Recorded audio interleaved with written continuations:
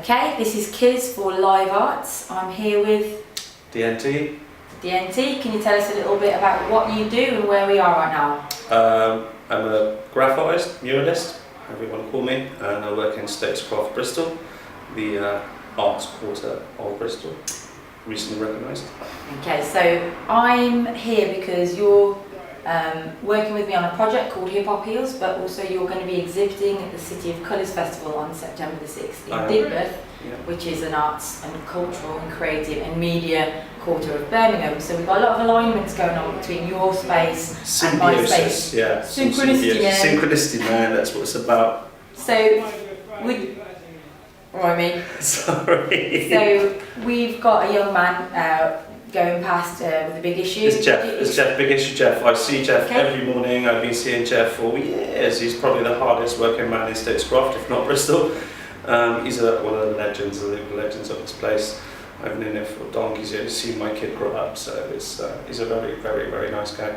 And we were talking about your studio space here, your art space, your exhibition space, and we're talking about people coming across and just knocking on the wall asking what's going on. So for people at home who don't understand what Stokes Croft is like and what you do in Stokes Croft, can you just explain for the people of Brum?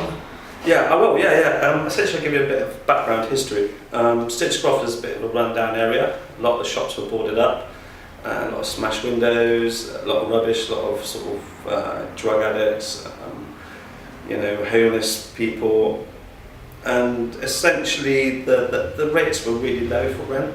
So there was an influx of graffiti artists because we could find somewhere to live for very, very, very cheap. And also we had lots of walls to paint and lots of boards to paint, which with lots of derelict houses, there was no owners, so practically no trouble. And so what happened? Well, the police kind of left us alone because I think the police got the gist of what we were doing. We're just cleaning up the place, and it's better to look at something pretty than just a brick wall, a dilapidated brick wall at that. So that's how it started. Slowly, in conjunction with that, graffiti sort of exploded onto the scene thanks to Banksy and other artists, and it sort of became more of a legitimate sort of art movement. As a recognised art movement, like most art movements at first are not recognised, and then now it is. So mainstream. Yeah, it's got to become very much mainstream. So what happened is, lots of tourists kept coming up to Statescraft to take photos of our stuff, asking us questions and this and that and the other. And I think, they came back, the police thought, okay, these tourists like it, we got some nice clean people, we still, and then the council, I suppose, switched on to that, and they realised they could make a bit of money out of it, and then you had things like See No Evil, Art Fest spring up. So it developed from something that was a criminal act, which it still is, but here in Bristol, and especially in Statescraft, they turned a blind eye to it because I think they recognise the regeneration that's happened. Grassroots regeneration, no influence by the government or the council or anybody else at all. Okay, could you tell us a bit about how Upfest, and was it here, See No Evil, how that's sparked an influx of urban regeneration through the artwork on public display on the streets? Well, essentially, Upfest, and more specifically See No Evil, which, if anybody Googles it, we can find out about it.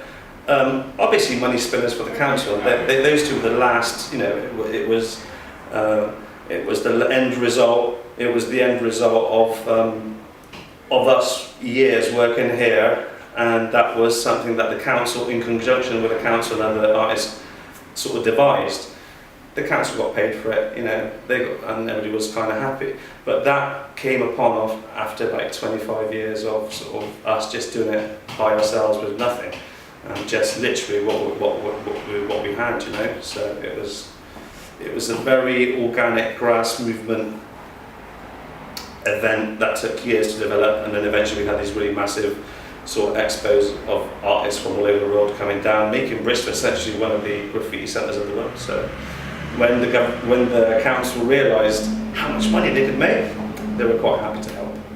So if I had a Birmingham City Councillor in front of you right now, what would you say to them?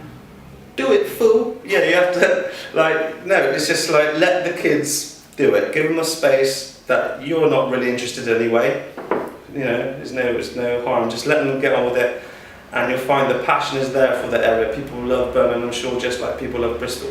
And if you just let the kids do it, I'm serious and that, not even being cheesy, let them just get on with it. Even if there's tagging, it's a growth thing. If you give people the space to do it, you'll see there's some amazing pieces going up, but they'll be tagging too, but we can deal with that. We'll sort it out. So let the artists deal with that kind of... And have faith with the people that populate your city, because the 12-year-olds of today will be the 40-year-olds of tomorrow, and they'll be working and paying taxes. Now, I think this is my thought on it, why is street art popular now? Why is it a movement, a recognised movement? Because I started 25 years ago when I was a kid. Those people are now 39, 40, like my age. There's older graph artists as well. So they're paying taxes and got kids and all that, and that's why they're interested. They don't want, what you would call a nice, pretty landscape watercolour. Maybe they do, but what they'll love as well is something that they recognise from growing up.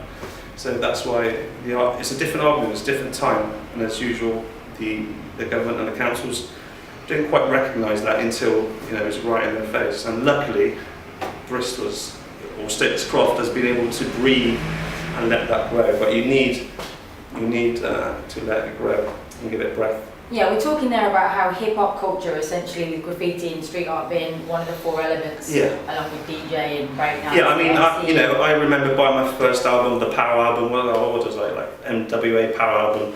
What's that? 1988 or something? Yeah, 91. Answers on a postcard, please. Please, yeah. Do you know what I mean? And that was like, what? And everybody was getting their Technics and playing. So we grew up with this. We're old people now. We're old men. Do you know what I mean? Middle-aged plus. And women. So old folk generally. So yeah, that's what we like. That's what we do. So it's it's not sort of the waltz anymore, is it? Or and so that's or the part twist and shout, whatever. Yeah, that's part of our culture growing up. It's part of our urban generation as we've watched our cities changed. And in Birmingham, we've got a cultural quarter called Digbeth, where as I said, City of Colours Festival is going to come up. So I'm really interested in that being the first time when you in Bristol have got what feels like a few steps on in terms of a graffiti street art culture, because you've had that recognition from a council. I mean there's another, I must mention him as well, is Chris from People's Republic at Stokes-Croft. He was there from the beginning as well, and he's helped promote this and help the council turn a blind eye at first and then sort of legitimise it a little bit. And I have to mention that, and it's there's a sign just up the road on Jamaica Street saying the People's Republic of Stokes-Croft, and we really have tried to do that, and keep it real. Do you know what I mean? So that's what we're trying to do. And so, from urban regeneration and the cityscapes, how does graffiti and street art culture support therapeutic expression and mental health issues? Well, I think everybody can agree that art is therapeutic. Anybody that's done some art, even drawing when they were kids, know that. I hope they remember that they were transported in a different world, a carnal world.